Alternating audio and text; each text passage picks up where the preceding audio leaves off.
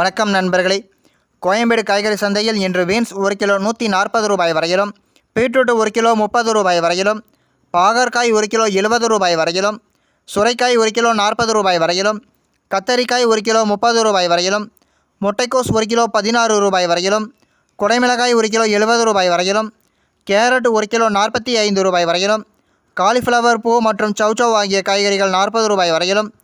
தேங்காய் ஒன்று 25 ரூபாய் வரையிலும், கொத்தமல்லி தழை 50 கட்டுகள் 500 ரூபாய் வரையிலும்,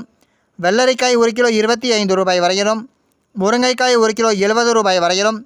கருணைக்கிழங்கு 1 கிலோ 35 ரூபாய் வரையிலும் விற்பனை செய்யப்படுகிறது. மேலும் இன்று இஞ்சி 1 கிலோ 130 ரூபாய் வரையிலும், பச்சை மிளகாய் 1 கிலோ 60 ரூபாய் வரையிலும், வாழைப்பழம் ஒன்று 6 ரூபாய் வரையிலும், வெண்டைக்காய் 1 கிலோ 50 ரூபாய் வரையிலும், எலுமிச்சை பழம் 1 கிலோ 100 ரூபாய் வரையிலும், கோவைக்காய் 1 கிலோ 30 ரூபாய் வரையிலும், மாம்பழம் 1 கிலோ 40 ரூபாய் வரையிலும், நூக்கல் 1 கிலோ 50 ரூபாய் வரையிலும், பெரிய வெங்காயம் 1 கிலோ 36 ரூபாய் வரையிலும், சின்ன வெங்காயம் 1 கிலோ 70 ரூபாய் வரையிலும்,